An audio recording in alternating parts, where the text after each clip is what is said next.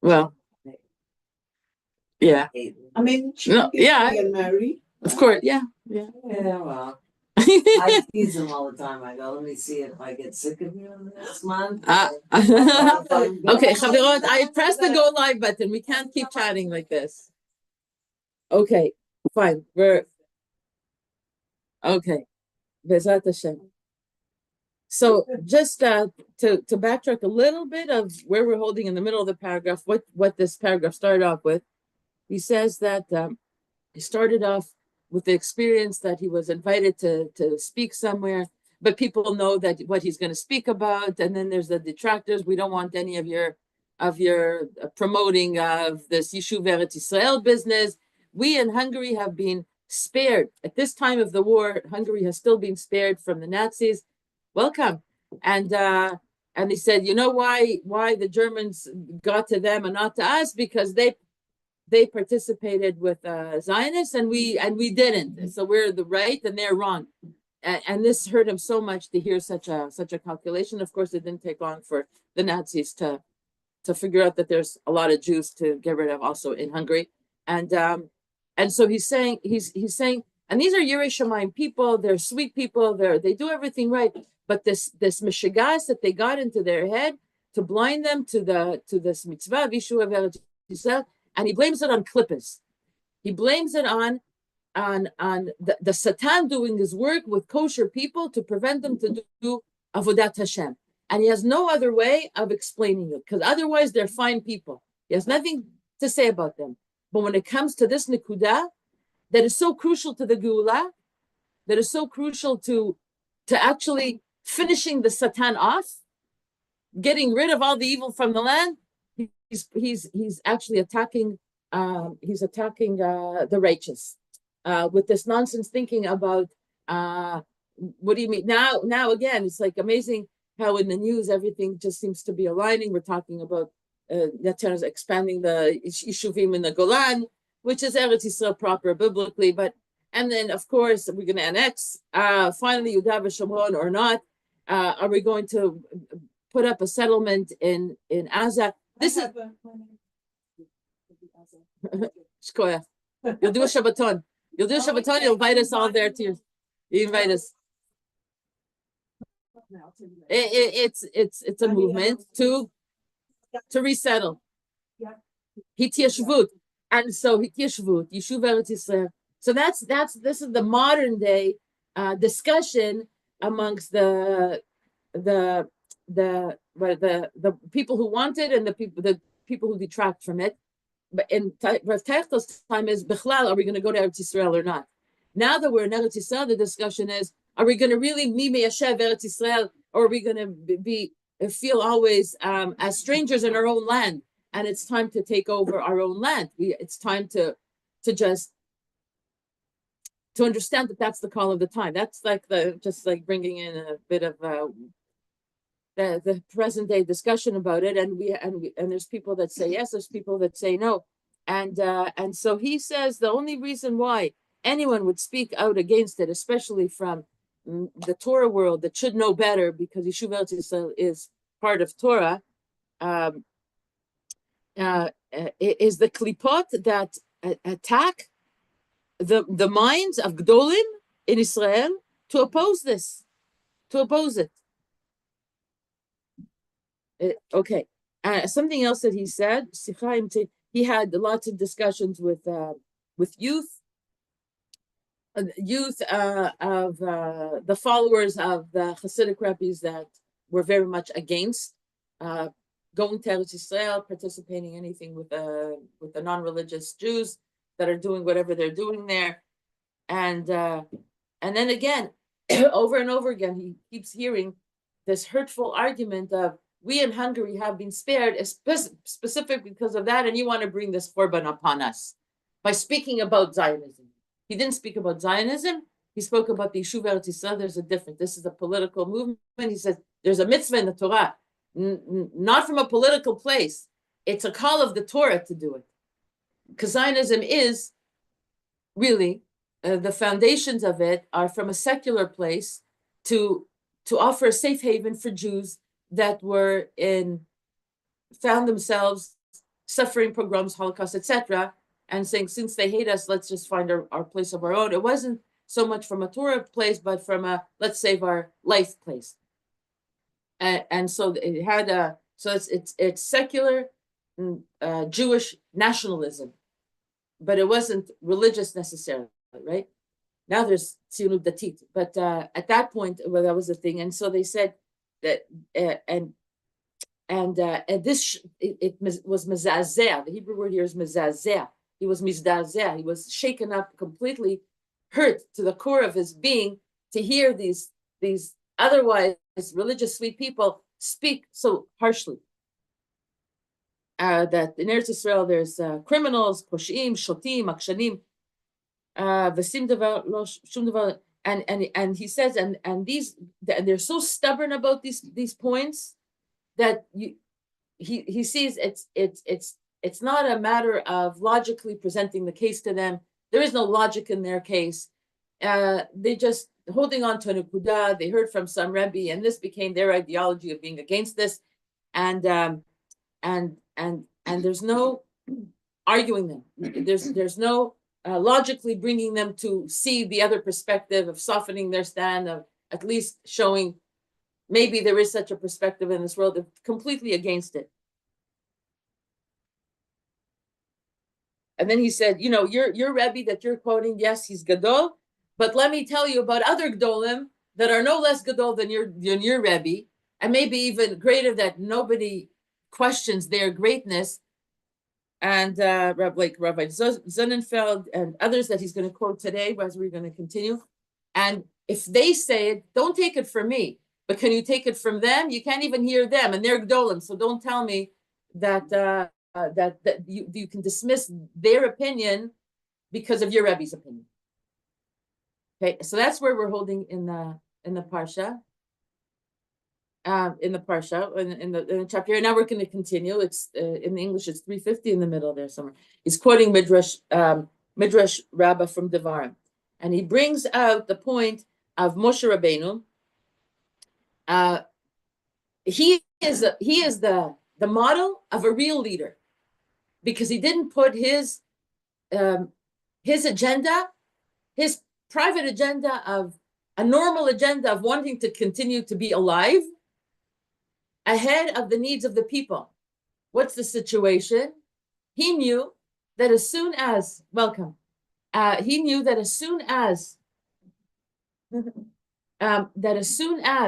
he wins out the war with Sichon and like those kingdoms in the Transjordan, Sichon and what are these places? What? Og and Sichon, but no, what are the places? Sichon and something else, whatever it is. That as soon as he wins that battle, the next thing is to cross over into Eretz Yisrael. As soon as that happens, Hashem already told him, you're not going to Eretz Yisrael, which means he dies. And he thought, okay, well, maybe I need to continue to be the leader of these people a little bit more. So maybe I'll schlep out this battle with them, because I know as soon as this battle is over, I die. They go into Eretz Yisrael. My time of leadership is over. And yet he has zrizut. He didn't hold himself back from doing the task at hand, which means dealing with these enemies, to allow the Jewish people to finally get to their yad, to their goal of entering Eretz Yisrael, even if it meant now his time is over. That's a leader. He put the Jewish people's needs ahead of his own private thing. And now he says, Midian, Mikamat Midian. Okay. And okay. Now then he says, unlike the next leader in line, who was the next leader after Moshe Rabbeinu? Yehoshua, who actually followed everything his Rebbe did, Moshe Rabbeinu, who primed him for this job, except on this point.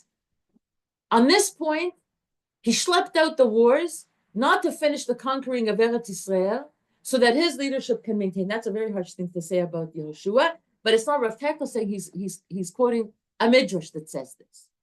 Okay? Yamim Rabim Asa Yehoshua, based on a pasuk in Perek Yud Aleph, pasuk Yud Chet, chapter 11 of Yeshua, pasuk Yud Chet, Yamim Rabim Asa Yeshua, that Yeshua did many days. He fought these words, and the Chachamim pick up on these words, on this diuk, Yamim Rabim. What does it mean, Yamim Rabim? Yamim Rabim. Why do you have to express it that way? Meaning, the midrash is actually accusing, but based on these psukim that Yeshua, it took him many days to do this. It accused Yeshua of schlepping out, despite the fact that he was a tzaddik gamur, sheikev knisatan shel Yisrael mishum negiat atzmo, that he delayed the conquering of the land, because as soon as you conquer the land, it's already time for new leadership. All of the shvatim are sitting in their land.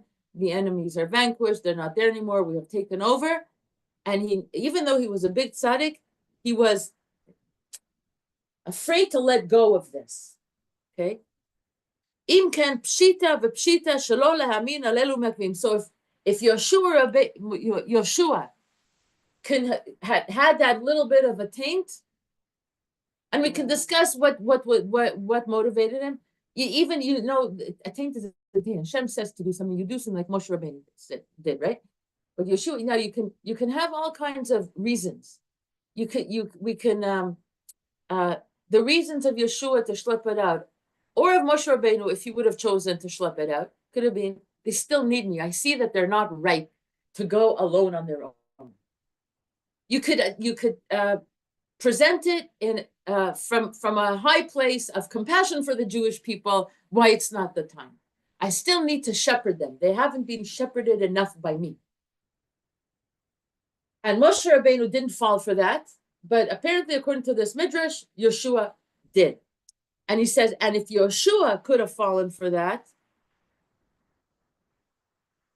so pshita, pasha, plain pasha, that all of the detractors in present day time, that all of these people who are me'akev, who are holding us back in his time from going into the land of Israel and building it up, delaying that, you can't say that they are greater of tzaddikim than Yehoshua.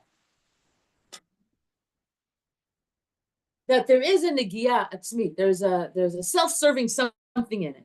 וגם הם בעצמם משתים את עצמם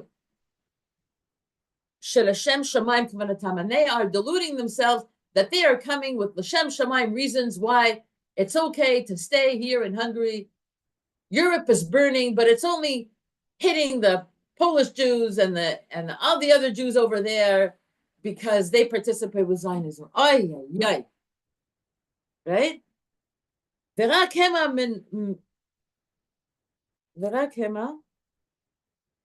ורק המה מנוהלים מהנגיעה הטמון בקרבם, but really they are מנוהלים, they are what is it מנוהלים? They're organized. No, they're conducted from an internal self-serving reason. Their behavior speaks about that. וכמו שהבאתי לה בשם הקדוש רבי ישעיהו מושקת מפראג, and מה דעתו בעסקנים של לשם שמיים בזמנו, and so everyone has this לשם שמיים reason why they have to stay in America, why they have to stay in England, why they have to stay here, there, and in that time, why they have, and why we cannot participate.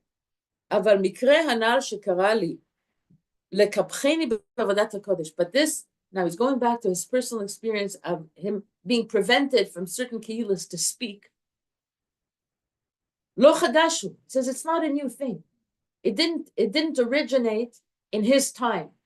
It says other people greater than me in their time also suffered the same type of detraction.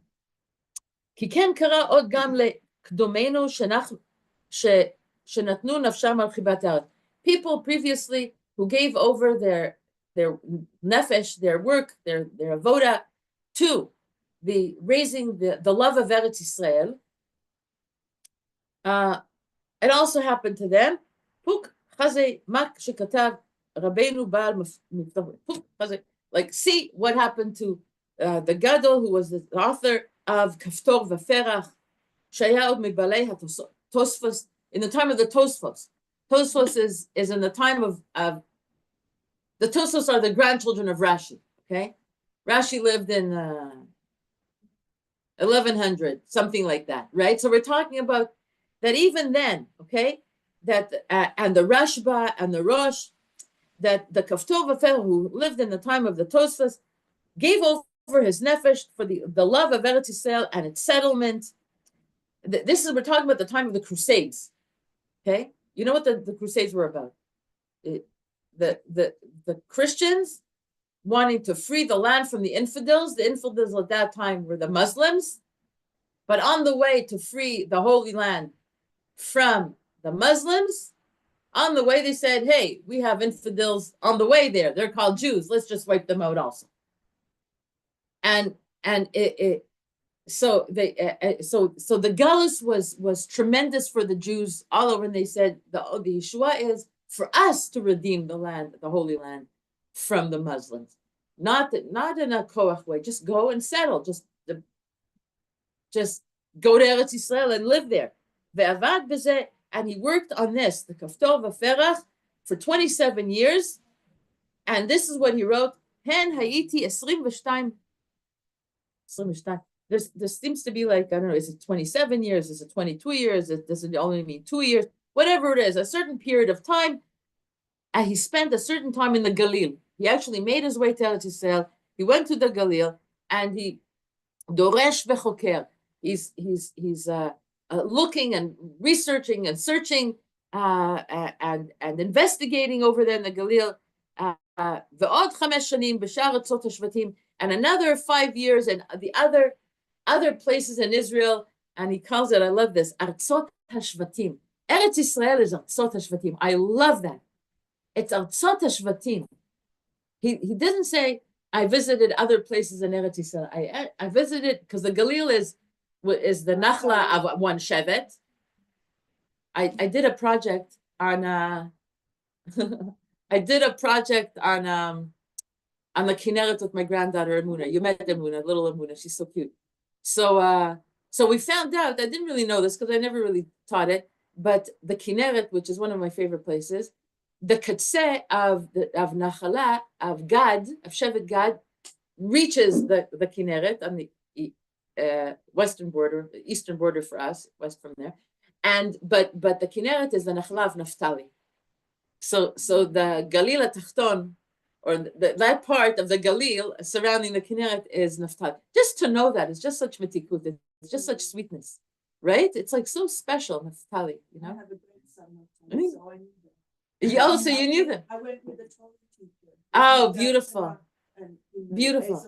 So he said he spent time in the Galil, and then he spent another 5 times traveling other places, Eretz HaShvatim, the lands of the Shvatim, other Shvatim. Lo manati etzmi she'ah achat miragelet haaretz. He says, I didn't, every moment that I was there, I didn't prevent one moment as to be lost. I was miragel, like taking my reglaim, fits in with yesterday, and bringing and walking the land. Miragel, of course, is like a spy, like from the Meraglim story, but he means it in like, I just wanted like live it, breathe it, you know, imbibe it. Baruch ha'ozer. It says, blessed be he who helped me, give me the privilege of doing this. V'hu katav, and then he wrote in the Hakdama to this sefer that he's describing his experience in the Galil and other Artzot HaShvatim. V'lo eten alev mi sheyevakesh to'ana o avar alav ruach kina tama ani im mizeh hador nimlat im mipersum v'hoda'ah im beseter o belat.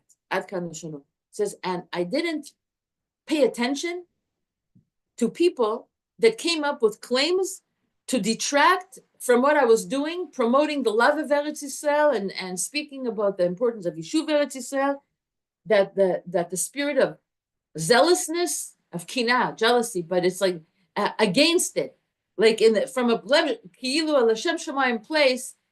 What are you stirring up? It's not a place of inhabitants. And tameh ani im mizeh hador nimlat im בפרסום והודעה, עם בסתר או בלט. הרי דהיו נמצאים גם אז. He says, even then, they were people that were stubborn and opposed the pirsum, the speaking out publicly, negder, whether speaking out against it publicly or in private, beseter, against the holy idea, the elevated holy idea of Yishuv Eretz Yisrael, of Yeshivat Eretz Yisrael. ונגד מי שמחבר וכותב דבר בזה העניין, יהיה המחבר גם גדול שבגדולים, כמו רבינו מחבר כפתור פתח. So now he's saying, so this is כפתור ופרח. We lived in the time of the Tosfos, and this was his idea. And you can't say, now he's addressing the youth or the people, yes, in the book, but all of those detractors of in his own time, of Detractors, he said, you can't tell me that your Rebbe was greater than the כפתור ופרח that spoke about this. And so Rav Teftel is feeling, I'm in his camp. I'm in the Kaftor Affairs camp. The only thing that can help me understand and deal with this horrible things that I'm hearing spoken against me of what I'm doing and about the mitzvah that I'm doing, it can only be, I only find a little bit of nechama, not real nechama, but that it didn't start with me. It's not personal. Because if they can attack the Kaftor V'Ferach, okay, they're going to attack me. Vayen sham beKaftor V'Ferach bePerek Zayin b'dvaro miBeit She'an. He says he went to Beit She'an, and he's giving over his experience about Beit She'an. Hayun nitzeim po imanu anashim mikarov ba'u. I arrived there, and everybody knows that what his agenda was at this point. And people from surrounding areas came to him. Muchzakim beyod'im meni'im lev amei ha'aretz l'shevet sham. Muchzakim, and they were known as people who beyod'im מוחזקים ביודעים מניעים לב עמי הארץ לשבת שם, שאומרים להם שאינה ארץ ישראל במוחלט אלא חוץ לארץ. That even at that time, people were living, religious people at that time, or people of influence, people of knowledge, people that you think would not speak like this, had this crazy words that came out of their mouth, from their head, that Beit She'an is Safek, Eretz Yisrael, maybe it's even Chutz La'aretz. So they can speak about Eretz HaShvatim as Chutz La'aretz. I don't know what they could have, like, why they said that, how they could have come to say such a thing. Yeah.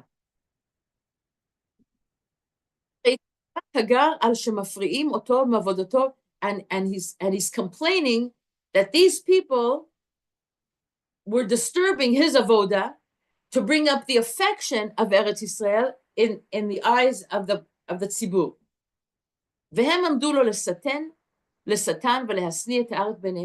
And they were there coming to bring up the hate of the land in their eyes. I have to tell you, I don't quite understand this. I don't understand the historical context of this. But that was his experience. I don't understand it. I don't know the history of it. I don't know how to explain it. It's weird. Well, maybe they were saying what a lot of people say is that until the Mashiach comes, it isn't really. Maybe the kedusha isn't there. In Beit She'an. In Beit She'an. I mean, this is the experience when he came out to Beit She'an with this. Yeah, there's a famous archaeologist, Adam, somebody or other. Yeah. And he did digging, and he found so much evidence in Beit She'an. From Beit Rishon and Beit She'anim. Yeah. I don't know. Okay. V'chen matzati b'akdama, and then he's bringing more of these like other gdolim that suffered the same thing. He found a akdama on a pamphlet that deals with the mitzvah of Yishuv Eretz Yisrael, and Dov Morenu Yona Dov Bloomberg Midvinsk, that he says, he quoted him already and previously, in the year 1898 in Vilna, and this pamphlet, this kuntrus, had haskamas from from giants of his generation, that he was a lumber merchant, and but he wrote this book. It was for Parnassa wise, he was a lumber merchant, but he wrote this book about Yishuv Eretz Yisrael, and he wrote it L'Shem Shamayim, and he writes there in his Akdama,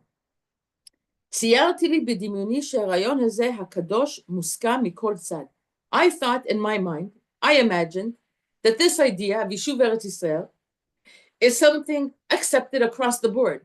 Like, who would have anything other? Who would have anything to say against it? Mikol Sad. Like, I thought this was across the board, something that was agreed upon by all.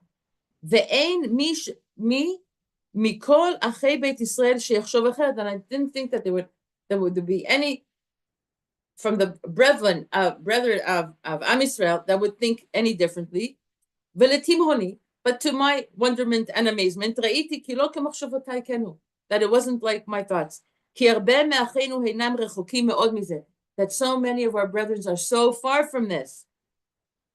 Ve'rabim od asher yerhavu oz benafsham le'archiv peh ve'lashon ve'ledaber asher ein le'alto al haktav, that so many of our brethren can bring upon their lips with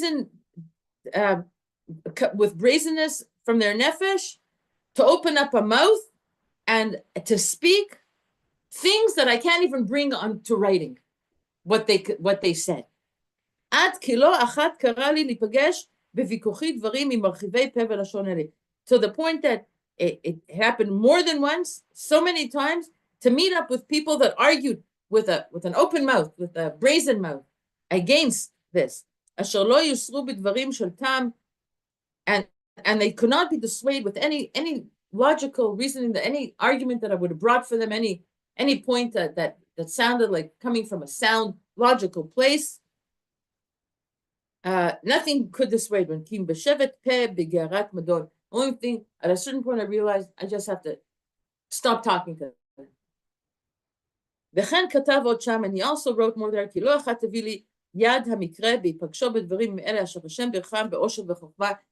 and he says, and so many times it also happened that I came across people who Hashem blessed with wisdom and with riches.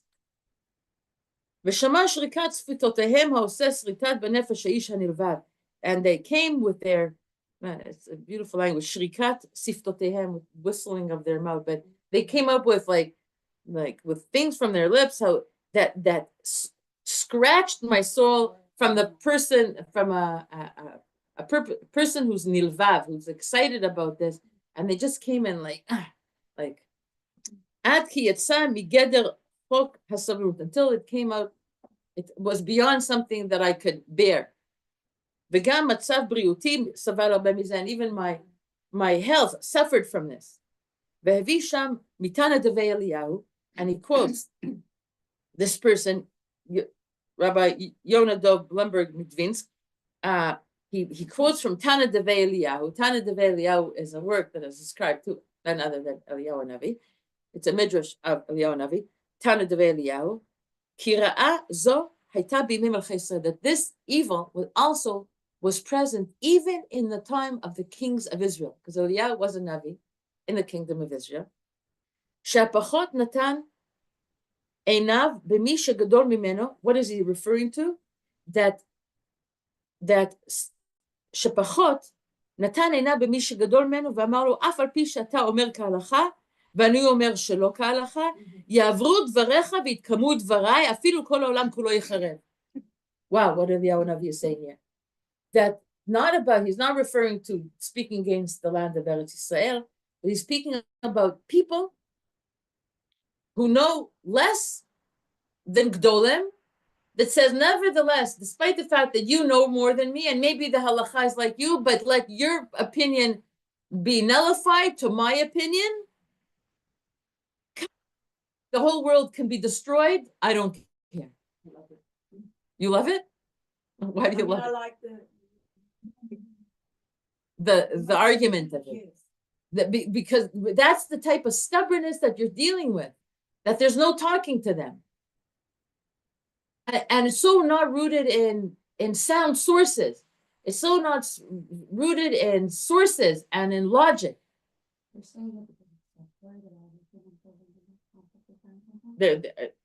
What was In the time of Rav Techtel, because the builders of the land of Israel at that time were mostly non-religious.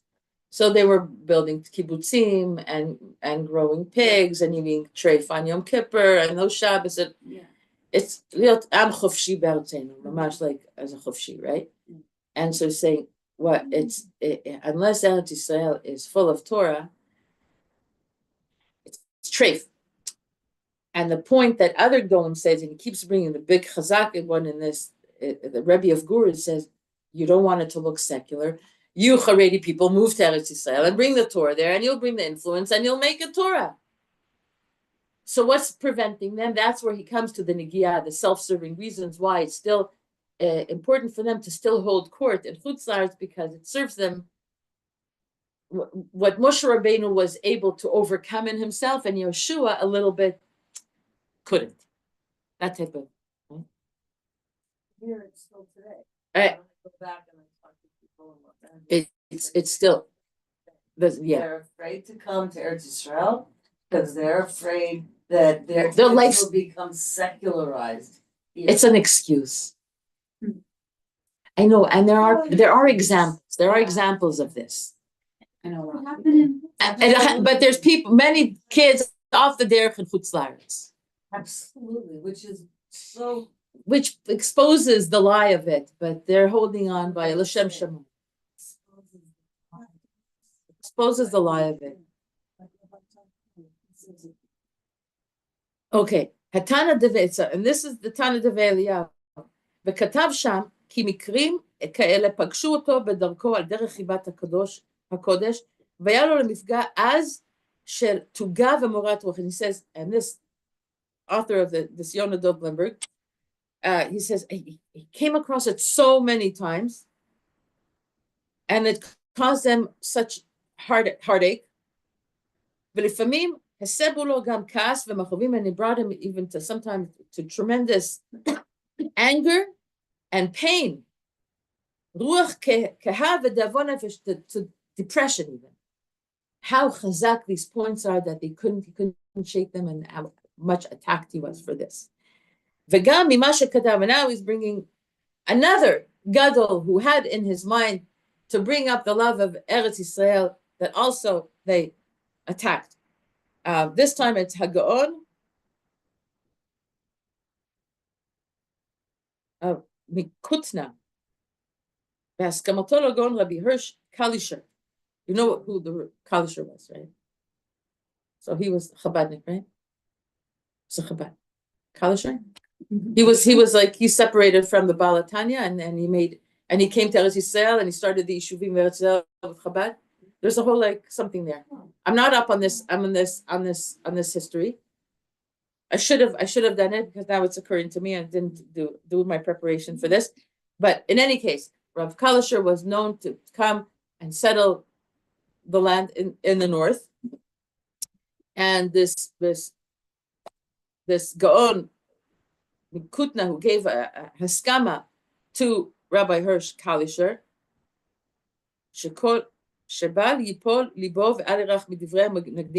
that he's giving chesed to Rav Kalisher, that he shouldn't fall in his heart, and he shouldn't weaken from his detractors, because of all the mitnagdim, all the people who opposed him, because they're not speaking from sechel. This strong need of his, desire, belief of his, that we have to leave and settle the land of Eretz Yisrael, which Rav Kalisher did. And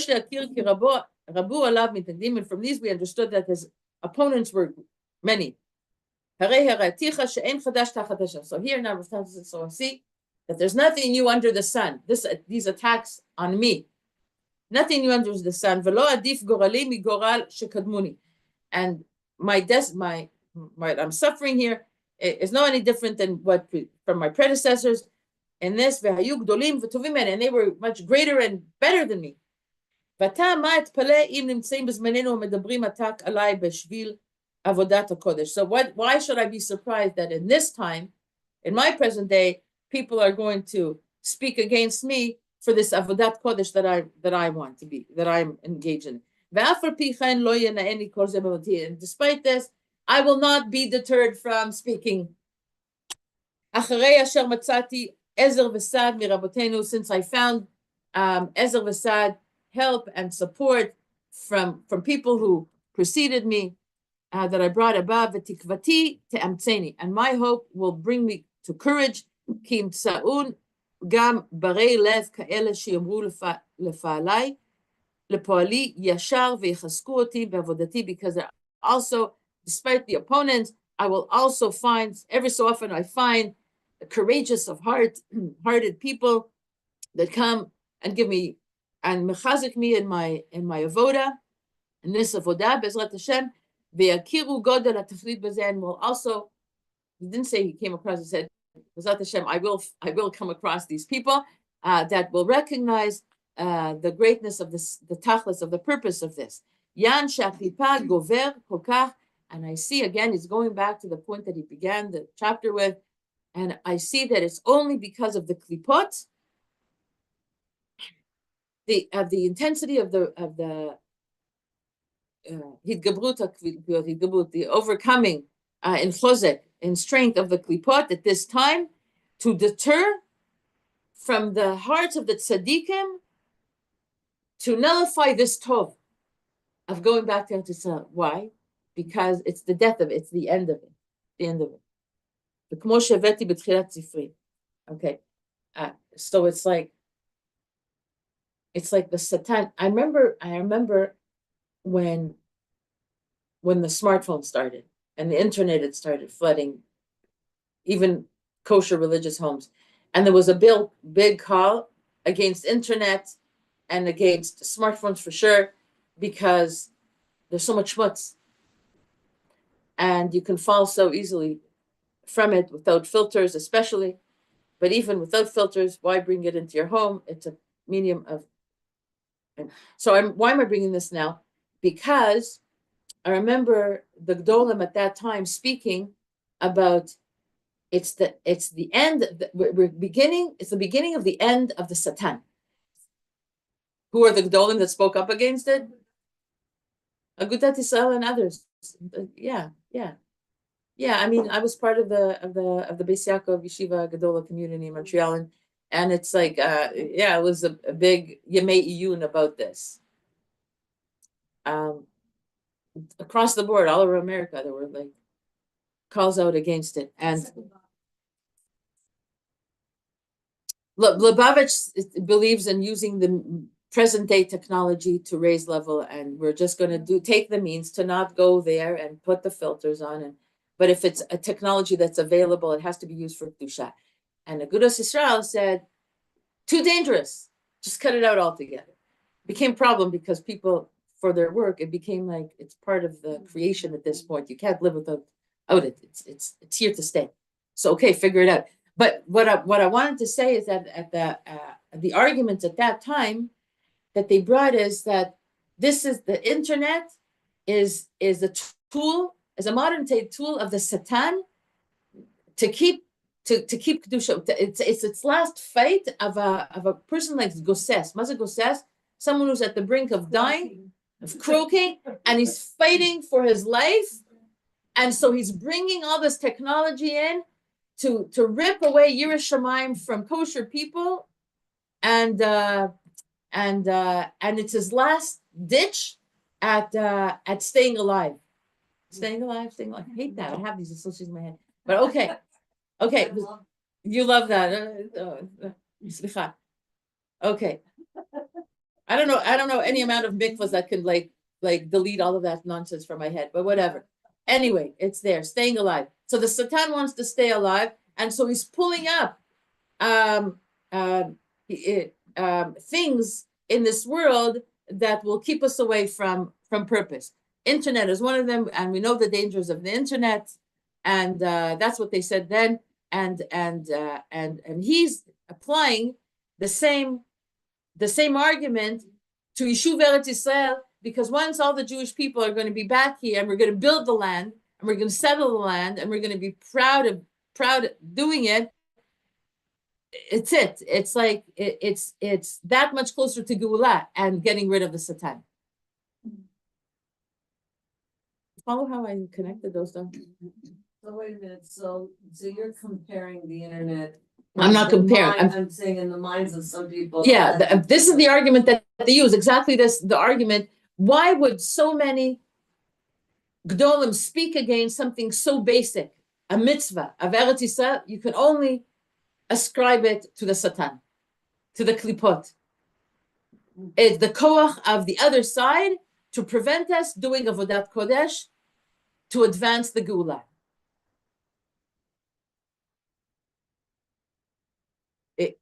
Yeah. Okay. I can do one more paragraph, a small paragraph. 52. Along those lines. Yeah. Opinion. Yeah.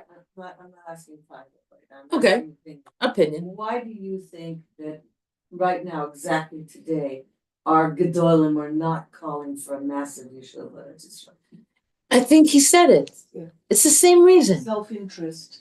I'm going to upset my community, disturb my professional identity as a Rebbe. What about the Rebbe's in Eretz Yisrael? Why aren't they calling for Some do. massive? I think they do. I think there are those that do, and there are those that don't. I sent you an interview. It's very important. Which to one? Watch. The Is that the one, Aguda convention. where the guy Yeah, stitches the on moderator. it's Oh my hysterical. God. What? So they had at the Aguda Yeah. this year, which is in November, they had a conference about American rabbis promoting moving to Israel. Yeah. So there was an Israeli moderator who Agudas Yisrael. there was Wow. Rabbi Reisman, very Yeah. very prominent. Yeah. This moderator in Israel tore apart all the reasons Rabbi Rabbi Stitches. Reisman gave not to come to Israel. And it Wait a was minute, Rabbi Erasmus said to come to Israel, or not to no, come to Israel. no. Oh, he said It's not a to come to stitch. Israel. Is on one side, they'll say something like, Oh, we don't he's run into- commenting. Yeah, We don't yeah. run into a synagogue. Yeah, because oh it's that raining, oh my and then he gosh. stitches that. Don't run into a. We don't take shelter in a synagogue Okay. because it's raining. In other words, that's analogous to saying, well, there's anti-Semitism, so we're not going to take. It's painful. It's so You have to painful. watch it. It's so painful. That synagogue thing was Oi. I've lived in Florida and I've been stuck in a thunderstorm with lightning. I'm sorry. I'll tell you. There's a halacha. You go to. I'll tell you the halacha. They say you can't use your Beit Knesset as a shortcut, but if you go and you say Tehillim along the way, then you're allowed to do it. But to use that That's the mashal- Shulchan Aruch. There's a workaround. You don't use it just for the shortcut, just to prevent from save yourself from the rain. But you go in, but you use it for what a Beit Knesset is meant to. You say to some Tehillim there. Yeah, so, and then he said, how can you talk that way? There was a pogrom. You can't, you can't talk that it's like a rain.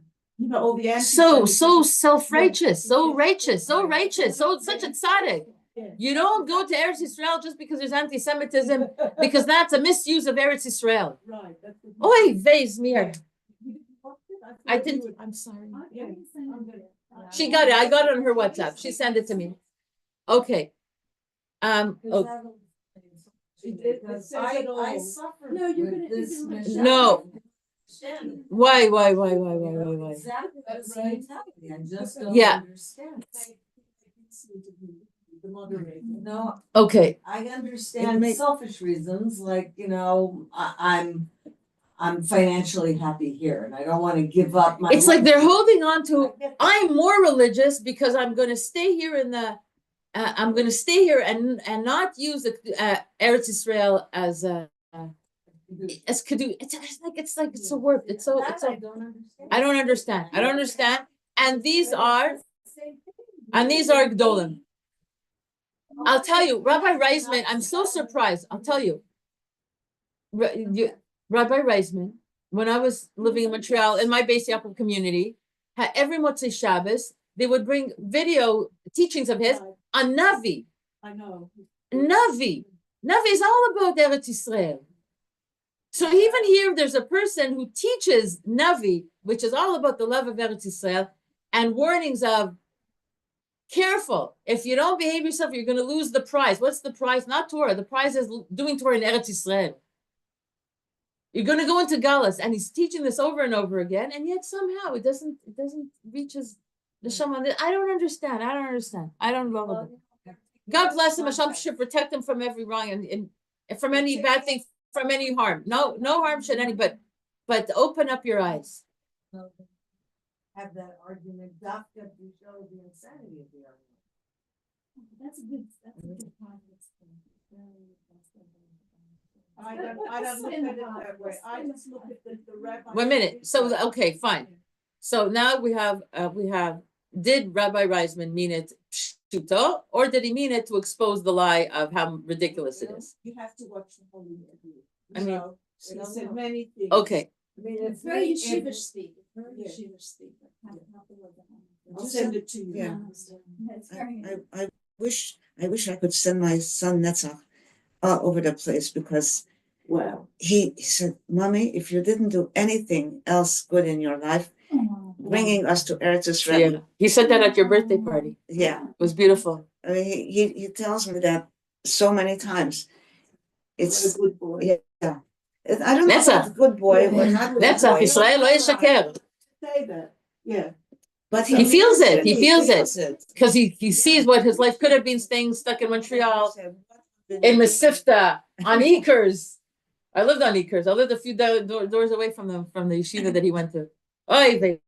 Okay, anyway. Shubrim. So this Sweet is a theme that has been going on for us for centuries. centuries. Millennium.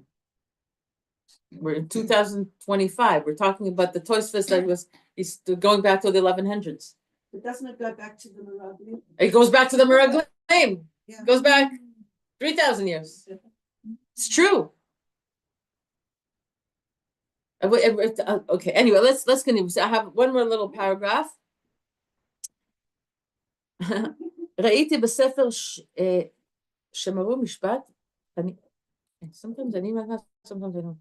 משפט תניאנה, להגאון המקובל רבי עקיבא יוסף, ז"ל, בעל לב העברי, שמספר מה שירה לו בעץ עסקו, so he's quoting another Gaon, okay, another great מקובל, when he was dealing, Osek, engaged in the Indian of settling the land of Israel, and this is what he says, ואני כאשר עסקתי בעניין יישוב ארץ ישראל, me, when I was engaged in the mitzvah of יישוב ארץ ישראל, למצוא בארץ ישראל מקום להשם משכנות לאביר יעקב, looking for a place to I guess to find to set up משכנות, בתי כנסת, בתי מדרש לאביר יעקב. עברתי בגבולי ארץ ישראל, I traversed the borders within the borders of Eretz Yisrael, וכאשר כן רכבתי על חמורי מן צנן, and when I rode on my donkey from Tzanin, it's the name of a place, to Yerushalayim, תיבנה ותיכונן במהרה בימינו, בעוברי נחלת בנימין, I traversed, when I passed by the Nachla of Binyamin, that's Yerushalayim, like you go the Binyamin area, and you're crossing over through Binyamin to get to Yerushalayim. Lebi haya homeh, I was, my heart just spoke. It had to express itself.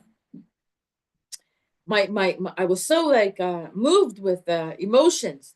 V'nidmeh ki ba likrati, and I was like, he was like chalishing over the zchut of being in Eretz Yisrael, and he's traversing through the Nachla Binyamin to get to Yerushalayim, and it looked like an old man was coming towards him, and this is what he said to him: "Ata rotze לעשות את יישוב ארץ ישראל בשביל פושעים ושקצים עם פרוצים ובריונים." You want to build the land of Eretz Israel, to make a settlement for what? For shkutzim, for shegetzes, for poshim, for criminals. And who is he talking about? Yeah. Benivharti. and he was very shocked. I was like taken aback and shocked. והצצתי בו במיטב הגיוני, and I looked at him. He was the Makubal, so I looked at him to see, like, with all his logic and with all his inner being ability to look into a person, and I said to him, כמדומה כי אתה שרו של אדום בשם כנודע. It seems to be from the Parsha, right? That you are none other than the angel of Edom. Bashem Kanoda, this Malach Samech Mem, that Yaakov Avinu had to leavek Yishimo, right? Umikodem Haita Melech Zaken, before you were an old foolish king, Ata, and now there is no king in France, and you just stayed old and foolish. As it says in Mishlei, Altan Ksil Kiivlato, do not respond to a foolish person according to their folly. And I continued on my way, singing to myself.